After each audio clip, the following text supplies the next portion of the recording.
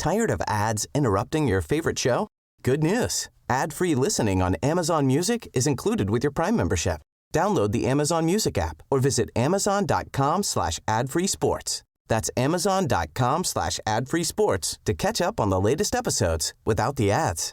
Enjoy thousands of Acast shows ad-free for Prime members. Some shows may have ads. Thanks for choosing this free Anfield Index podcast. If you'd prefer to listen to this or any of our other shows without adverts, then now's the time to check out Anfield Index Pro. With AI Pro, you can supercharge your entire listening experience. You'll not only get all of our podcasts without the ads, but you'll have them far faster with our Quick Publish feature available exclusively for subscribers. AI Pro also puts you in the heart of our sound studio, with an option to listen to many of our shows live and interact with the podcasters in real time as the shows are recording. Upgrading couldn't be easier. AI Pro is available on all popular podcast platforms, and we have our own apps for Apple and Android. Just head on over to AnfieldIndexPro.com and get started today. Good morning, good afternoon, good evening, wherever you are, whatever you're doing, and welcome to another episode of Post-Conference Presser for Anfield Index. I'm your normal host, Dave Davis, coming to you less than a week before Christmas and ahead of the Carabao Cup game against West Ham on Wednesday night, where it's in Liverpool's schedule is absolutely insane. Now, a bit of a difference for this one. It wasn't Jurgen Klopp, was it? It was the Pep Lijnders press conference, just to be honest as well. And someone kindly on the Anfield Index TikTok mentioned that I'd said in an early video it'd be Jurgen Klopp, so said I was clueless as ever. So in true Christmas spirit, my friend, peace be with you. But we'll talk at the normal of Pep Lijnders, Q&A, what he said, quite a bit. He said quite a bit. He was asked at the same time as well. We'll talk through the clues from the United game. Oh, we've got to do that one, I'm afraid. We'll talk through, because of the cup competition, West Ham, their threats, the impacts of that element as well.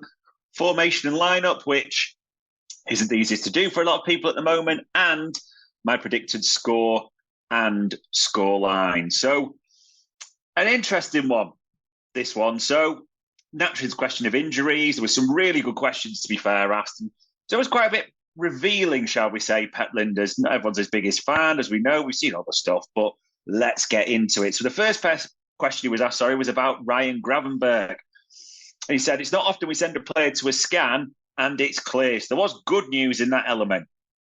It's only DOMS, delayed onset muscles syndrome, or fatigue, I should say. So he's fatigued, but have to be careful. There's a possibility he can train, so that's good. And against man-marking sides, he can be really useful. So then there was a bit of a question further up, but it's best linking this together. So for West Ham, we have to be careful with training, and let's see. So quite clear suggestion. Gravenberch could well be as expected to be in training. Doesn't mean he plays, but there you go. Then comes the bad news at the other end of the scale.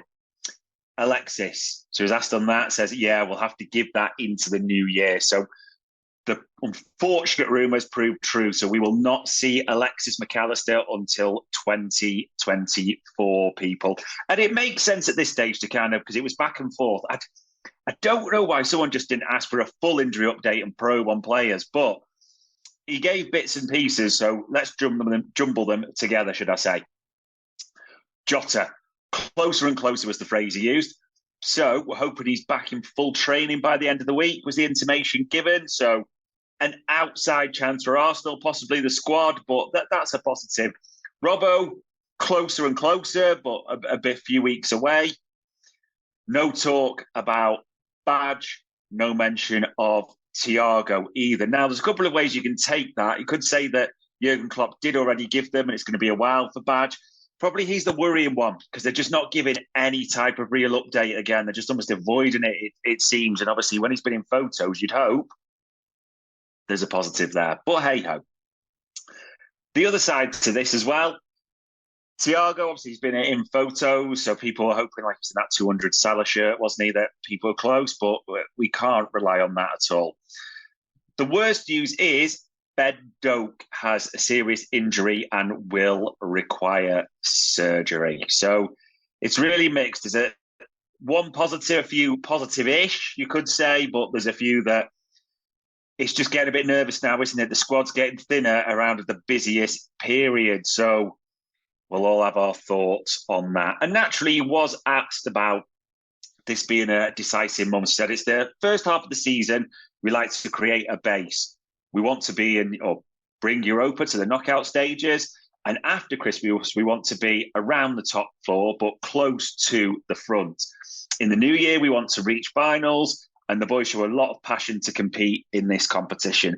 Bit of almost a nothing answer, I think. I get what he's trying to say. They're trying to build the hype on because it's a huge week. Let's not pretend.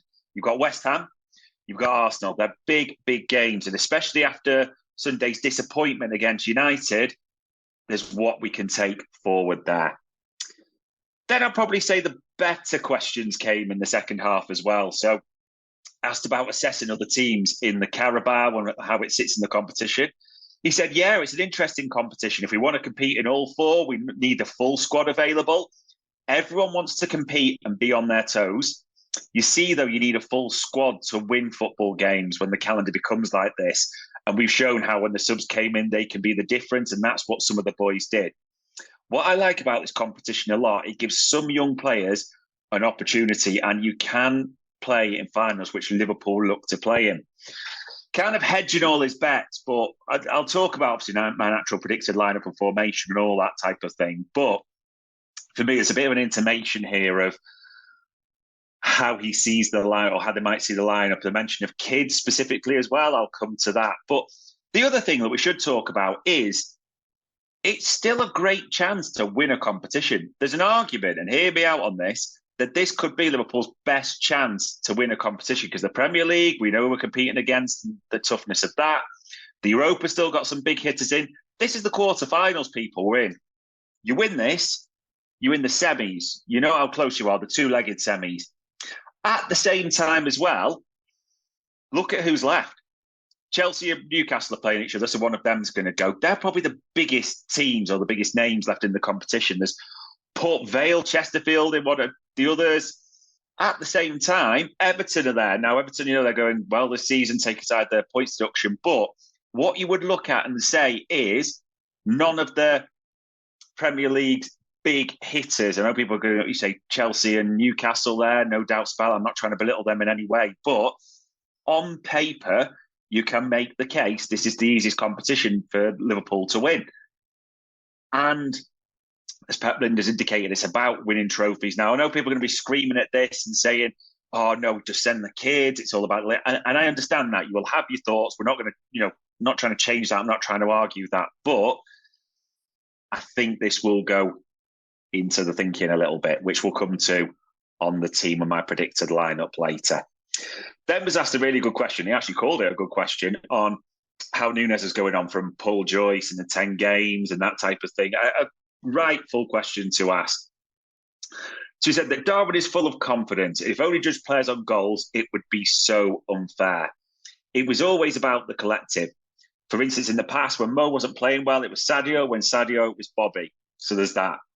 I feel there's a good connection between Mo and Darwin, the way they help and assist each other. I feel above everything that Darwin is playing a much better season than last year. The way he defends for the team, the way he controls the centre, his chasing back and his counter press. A long time we've played with a false nine, and Darwin's always in the last line, maybe too high at times and offside, and he giggles there at that, maybe understandably. But this, and in the moment, he's learning, which I like a lot. But the discussion is this guy is full of fire, which are guys like. Tired of ads interrupting your favorite show?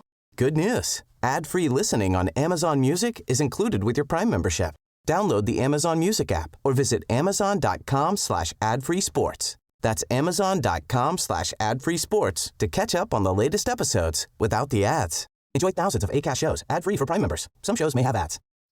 He has what we need to lead the line. He could only become better, which is a good thing. It's always natural with goals that if you create a lot, the goals will come. And sometimes you have to be a bit lucky. I get some points I'm a bit unsure about. I have to be honest on that. Yeah, it is. It's a bit newer. It's not the old system we've had historically for so long. There's that. Nunez has had that adaptation period. We mentioned that Nunez is playing a better season than last year to a point. I mean, he's had a good start. let's be clear on Darwin. He's had a good start. Anyone who's saying anything different with everything that's going on is just talking nonsense. He had a good, strong start.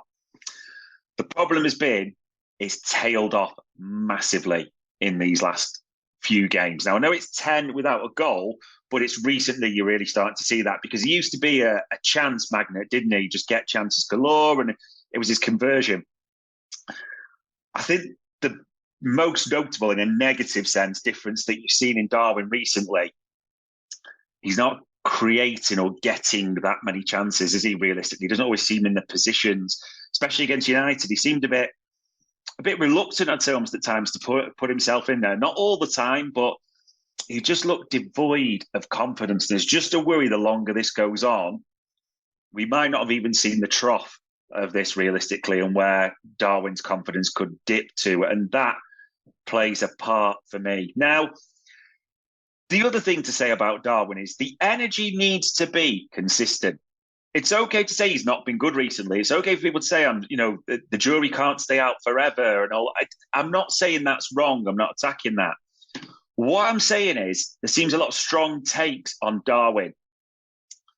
I don't see much of the same level of analysis for Luis Diaz. Okay, this isn't saying to attack everyone. It's just about consistency. Luis Diaz is not in a good period either. He's not really on form. You've seen the last few games, he's been taken off. Even against United, just wasn't beating his man at all. He's offering little himself. Gakpo, yes, people argue he's come off the bench back and forth, and you can argue, yes, that he plays a multitude of positions, so jack of all trades, master of none, it seems to have been this season, whereas last year, you thought he was the Bobby replacement, didn't you, when Nunez was stuttering? But when he's come on, he's having a bit of an impact. I wouldn't deny that. But there's been games, like especially recent ones in the Cup, like the Union SG away, Sheffield United, he's done very, very little, practically nothing. And especially in the last Union SG one away, he's practically invisible. So what I mean is, I do not see that consistency of analysis. All the forwards are faltering slightly. The difference is Mo Salah slightly faltering, if you want to call it that, or not being up to his level, makes him play very well instead of exceptionally. That's just what we've come to expect with Mo Salah. But also there's the element that he seems to be dropping deep, and everyone talks about inverters. You're not seeing people go to the byline, making things happen. Essentially, there's no forward that's really firing at the moment. And we are missing probably Diogo Jota, who's not the greatest of players in his build-up. And obviously, we can discuss his game that way, but he's our second highest goal scorer. Arguably the best finisher at the club. So that's just the thing on Darwin. It's right to ask questions. It completely is natural. We should be doing that. But the energy has got to be consistent for all the other forwards. That's all. Another player that came on the block was Dominic Szoboszlai. So naturally, Lijnders was asked about him. He said he's 22. He's so young. We are really happy that he's made the impact and we know what he's capable of. The only way to come back to the standards he has is to work harder, to work better as he constantly plays games. I'm not saying he's not working harder, to understand me right, but he has this character he wants to show and be important for the team. As long as he fights, he'll come back to his best. Last year, everyone's saying we need to renew the midfield and always be more difficult, or... Are you that person who has everything? The coolest merch and those must-have fan threads? Well, over at our Anfield Index shop, we've gone that extra mile when it comes to pimping up your Liverpool collection.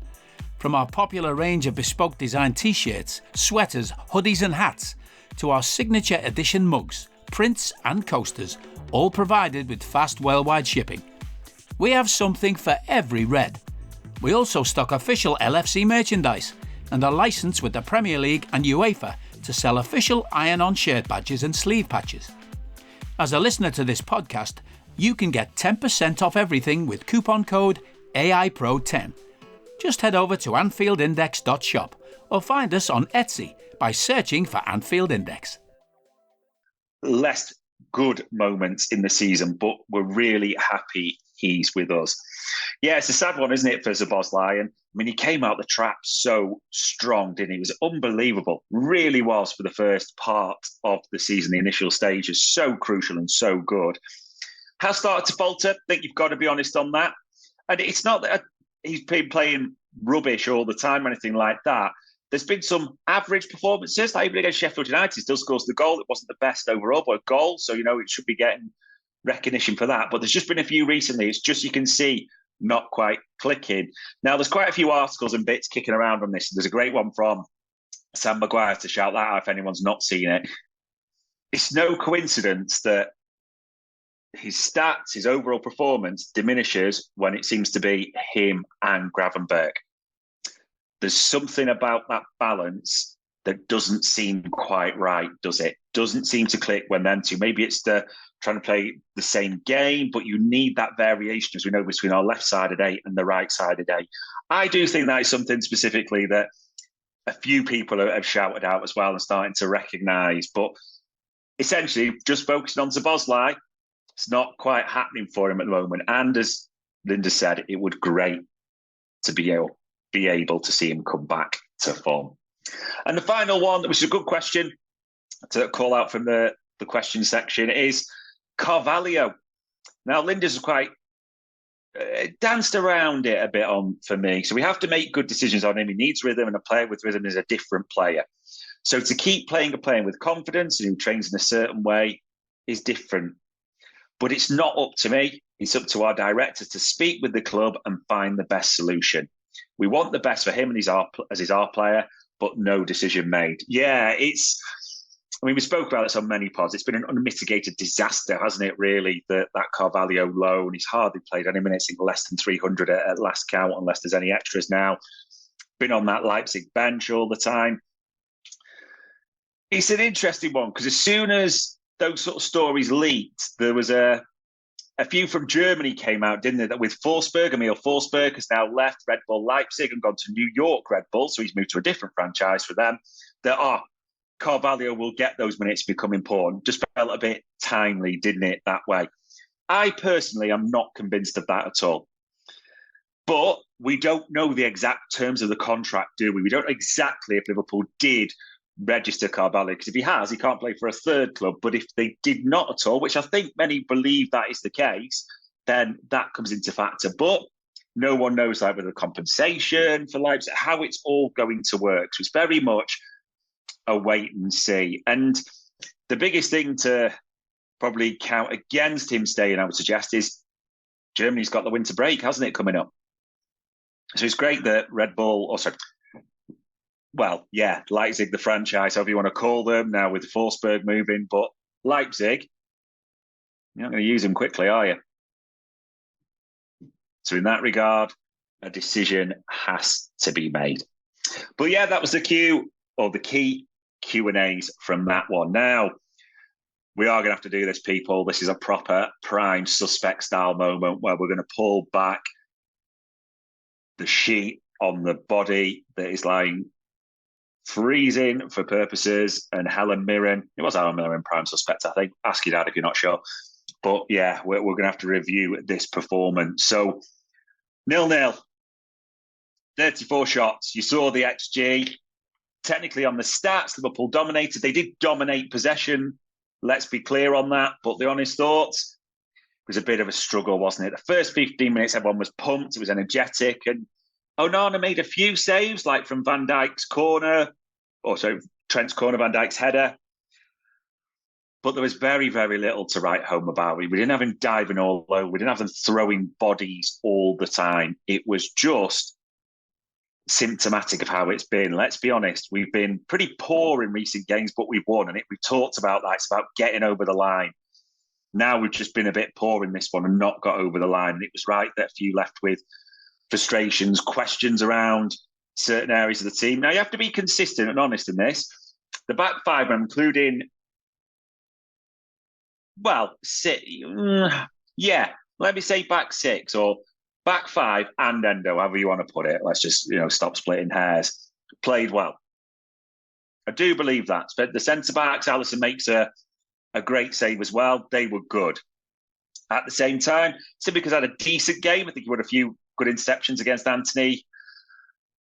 Trent tried, probed, and he obviously moved position. He was very, very close with one chance. So you give them pass marks, those six players. The problem is you start moving further up the pitch. And I'm going to give Salah a pass, but it didn't quite happen for Mo. It's just because of the unbelievably high standards we set in. But he wasn't bad. He played some good passes, and it could have been different, but it wasn't to his normal standards that you expect. And the other forwards, Nunez and Diaz, pretty poor. So Bosley hauled off early, told its own story.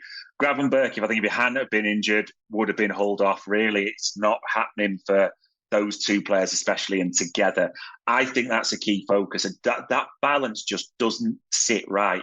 Let me be crystal clear, and it's almost ahead of Arsenal where I think we should be. We're not going to get McAllister back, so that's not good.